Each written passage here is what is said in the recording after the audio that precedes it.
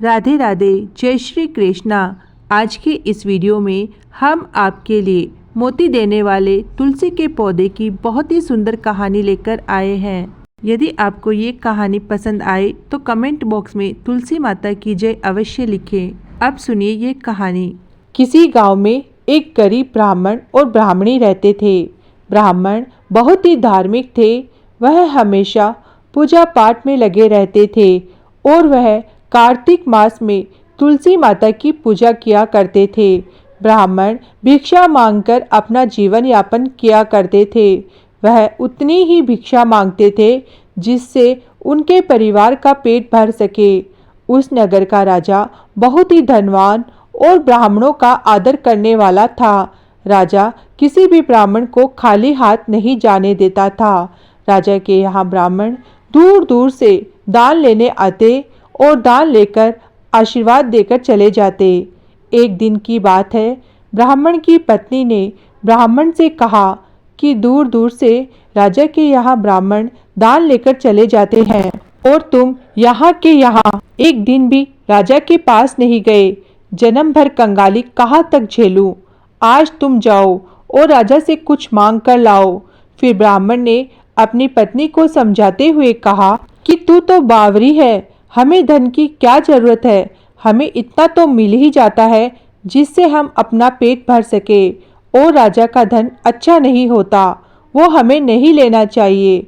लेकिन ब्राह्मण की पत्नी जिद पर अड़ गई और बोली, मैं तुम्हारी एक भी बात सुनने वाली नहीं हूँ। कब तक हम कंगाली में जीते रहेंगे? तुम तो रोज माला लेकर बैठ जाते हो। अपने बच्चों को क्या खिलाएं और क्या पहनाएं? जब बच्चे दूसरे बच्चों को खाते पीते पहनते ओढ़ते देखते हैं तो उनका भी मन ललचाता है। आज तुम राजा के पास जाओ, वो बहुत भले व्यक्ति है, वो हमें जरूर मुंह मांगा दान देंगे। ब्राह्मणी की जिद के आगे ब्राह्मण ने हार मान ली और वह मजबूर होकर राजा के यहाँ चल दिए। जब ब्राह्मण महल में पहुँचे तो उन्हें पता चला कि राजा उस समय महल में नहीं है। ब्राह्मण को वापस लौटना पड़ा। ब्राह्मण की पत्नी ने दूसरे दिन ब्राह्मण को राजा के पास भेजा, लेकिन राजा उस दिन भी अपने महल में नहीं थे। फिर ब्राह्मण तीसरे दिन महल में आए, तब राजा उन्हें मिल गए। राजा ने ब्राह्मण का स्वागत किया और उन्हें आसन पर बिठाया और 2 दिन न मिल पाने पर राजा ने क्षमा मांगी। राजा ने कहा, मैं आपकी क्या सेवा कर सकता हूँ? ब्राह्मण ने कहा, जो मैं मांगू वो आप दे सकेंगे? राजा ने कहा, हाँ हाँ कहिए, मैं आपकी क्या सेवा कर सकता हूँ? तब ब्राह्मण ने निवेदन किया, महाराज मैं कुछ और नहीं चाहता, बस आप मुझे अपने पसीने की कमाई से कमाए हुए 4 पैसे दान में दे दे। ब्राह्मण की बात सुनकर राजा चौंक गया और सोचने लगा कि खजाने में बहुत सारा धन पड़ा है, पर मेरी मेहनत की एक कौड़ी नहीं है। तब राजा ने ब्राह्मण से कहा, आप मुझे एक दिन का समय दे दें, मैं कल आपको आपका मुंह मांगा दान दे दूंगा। यह सुनकर ब्राह्मण अपने घर वापस आ गया। तब ब्राह्मण की पत्नी ने ब्राह्मण को खाली हाथ देखा तो बोली, क्या हुआ? राजा ने कुछ नहीं दिया? तब ब्राह्मण बोला, राजा ने कल देने के लिए कहा है। यह सुनकर ब्राह्मणी सोचने लगी, शायद इन्होंने बहुत सारा धन मांगा होगा और राजा को इसकी व्यवस्था करने में समय लग रहा होगा, इसीलिए कल बुलाया है। दूसरे दिन राजा ने अपने राजसी कपड़े बदले और फटे पुराने कपड़े पहन लिए और मजदूरों जैसा भेष बना लिया। जब राजा की पत्नी ने देखा तब राजा से पूछा कि आपने ऐसा भेष क्यों बनाया है? तो राजा ने अपनी रानी को सारी बात बता दी। तो रानी ने कहा, मैं भी आपके साथ चलूंगी। राजा के हाँ कहने पर रानी ने पुरानी साड़ी पहनकर राजा के साथ चल दी। इस प्रकार राजा रानी मजदूरी की तलाश में शहर निकल गए। लोहारों के मोहल्ले में जाकर राजा ने आवाज़ लगाई, किसी को मजदूर चाहिए?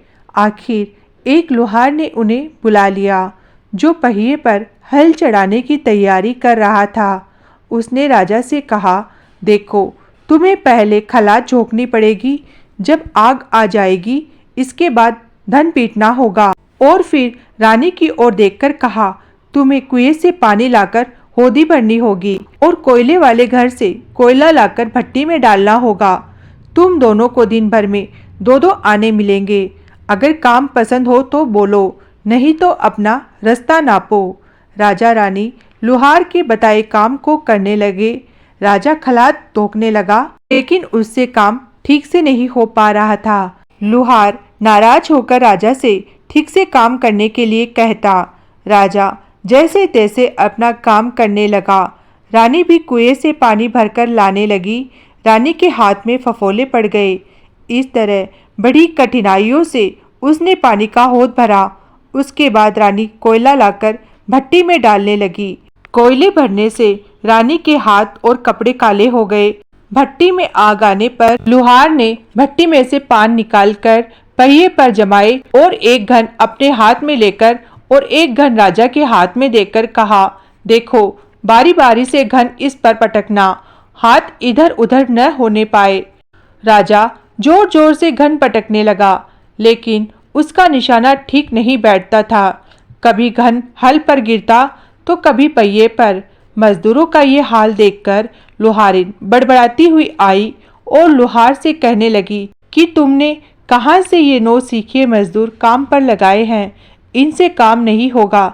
ये मजदूर तुम्हारा सब काम बिगाड़ देंगे। राजा रानी उन दोनों की फटकार सुनते हुए अपना काम मन लगाकर करते रहे। घन पटकते पटकते राजा का शरीर पसीने से तर तर हो गया और जोर जोर से सांसें चलने लगी। रानी भी पानी भरते भरते और कोयला छोकते छोकते थककर चूर हो गई। दोनों ने पूरे दिन बहुत मेहनत की। लुहार ने राजा रानी को 2-2 पैसे दिए, जिससे वो बड़े खुशी खुशी लेकर महल आ गए। आज उन्हें पता चला कि मेहनत की कमाई कैसी होती है। राजा ने 4 पैसे अलग रख दिए और अगले दिन ब्राह्मण को बुलाकर उसे दे दिए। ब्राह्मण राजा को आशीर्वाद देकर घर लौटा और ब्राह्मणी से कहा, लो मैं राजा के यहाँ से दक्षिणा ले आया। ब्राह्मणी खुश होकर दौड़ती हुई आई, लेकिन जब उसने 4 पैसे देखे तो वह ठिठक कर रह गई और उन्हें दूर फेंक दिया। वह जल भूनकर ब्राह्मण से बोली, तुम जैसे दरिद्र से राजा के यहाँ जाकर कुछ भी नहीं मांगा गया, शर्म भी नहीं आती। यह कहकर रूठकर अंदर चली गई और बहुत देर तक बड़बड़ करती रही।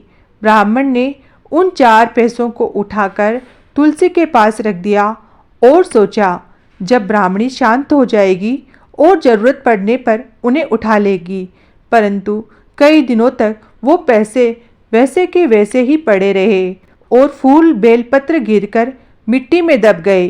ब्राह्मण और ब्राह्मणी दोनों ही उन सिक्कों के बारे में भूल गए। कुछ दिनों बाद तुलसी घर में 4 पौधे उगे। चारों पौधे बहुत सुंदर थे। यह देखकर ब्राह्मणी रोज उनमें पानी डालती। 4 महीने के बाद वो पौधे बड़े हो गए और उनमें फूल लगने लगे। फूल सूखने पर इनसे मोती झड़ने लगे। ब्राह्मण और ब्राह्मणी ने कभी मोती देखे नहीं थे। वो समझे कोई बीज है। हर रोज कई फूल झड़ते और बहुत मोती पूरे तुलसी घर में फैल जाते। ब्राह्मणी उन मोतियों को समेटकर घर के एक कोने में डाल देती। इस तरह वहाँ मोतियों का ढेर लग गया। एक दिन एक सब्जी वाली वहाँ आई। ब्राह्मणी के पास सब्जी लेने के लिए पैसे नहीं थे, लेकिन उसे सब्जी लेनी थी। तब ब्राह्मणी ने उस सब्जी वाली से कहा, क्या तुम इन चमकदार बीजों के बदले सब्जी दे सकती हो? सब्जी वाली ने देखा तो वह पहचान गई कि ये तो मोती है। उसने खुशी खुशी ब्राह्मणी को मोतियों के बदले जो सब्जी ब्राह्मणी को चाहिए थी वो दे दी। अब से हर रोज ऐसा ही होने लगा। ब्राह्मणी और सब्जी वाली दोनों ही खुश थी। सब्जी वाली यह सोचकर खुश थी कि मुझे एक तरकारी के बदले हजारों के मोती मिल जाते हैं, और ब्राह्मणी यह सोचकर खुश थी कि इन बीजों के बदले सब्जी मिल जाती है। इस प्रकार कई महीने बीत गए और उधर राजमहल में कई राजहंस थे जो मोती चुगते थे। राजा का यह नियम था, जब हंस मोती चुगते थे जब राजा और उसका परिवार भोजन करता था। एक बार की बात है, राजा का सारा धन उन मोतियों और दान में खर्च हो गया। अब राजा के पास मोती खरीदने के पैसे नहीं थे। यह खबर पूरे नगर में फैल गई। ब्राह्मण और ब्राह्मणी को जब यह पता चला तो यह विचार किया कि राजा बहुत दानी और नेक दिल है। उसने अपना सब कुछ दान कर दिया, यहाँ तक कि उनके पास खाने को भी कुछ नहीं है। ऐसी हालत में हमें राजा की सहायता करनी चाहिए। ब्राह्मण ने ब्राह्मणी से कहा, अगर तू कहे तो मैं इनमें से कुछ बीज राजा को दे दूं। तू कहती है इससे सब्जी और खाने की चीजें मिल जाती है। ब्राह्मणी ने कहा, हाँ, मैं रोज इसके बदले सब्जी लेती हूँ। ऐसा कहकर ब्राह्मणी एक कटोरी बीज भर लाई। बीजों को लेकर ब्राह्मण राजा के पास पहुंचा। ब्राह्मण ने राजा को मोती दिए और राजा को सारी बात बताई। राजा उन मोतियों को देखकर चौंक गया। राजा ने मोतियों को राजहंस को दिया। राजहंस मोती चुगने लगे। यह देखकर राजा ने ब्राह्मण से कहा, एक मोती सैकड़ों रुपए का है। सच बताओ, आपके पास इतने मोती कहाँ से आए? तब ब्राह्मण बोला, महाराज, ऐसे बीज तो हमारे घर पर बहुत हैं। और राजा को पूरी बात बताई। राजा अपने मंत्रियों के साथ ब्राह्मण के घर पहुँचे और उन चारों पेड़ों को देखा और पूछताछ करने पर उन सिक्कों वाली बात सामने आई। जब राजा ने उन पेड़ों को देखा तो उनकी जड़ के पास वही सिक्के चिपके हुए थे। आज ब्राह्मण और ब्राह्मणी को मालूम हुआ उनके पास लाखों और करोड़ों की दौलत है, जिससे वो साधारण बीज समझते थे। ब्राह्मण ने सोचा, मेरे लिए यह धन किस काम का? ऐसा सोचकर ब्राह्मण ने सारे मोती राजा को दान में दे दिए। राजा की भी आंखें खुल गई। मेहनत के धन की कीमत उन्हें मालूम पड़ गई। उस दिन राजा ने प्रण कर लिया कि मैं खजाने के पैसों में से एक भी पैसा अपने खर्च में नहीं लगाऊंगा। अपना खर्च मेहनत करके चलाऊंगा। खजाने और ब्राह्मण के धन से राजा ने कई धर्म कर्म के काम शुरू कर दिए। जय हो तुलसी माता की।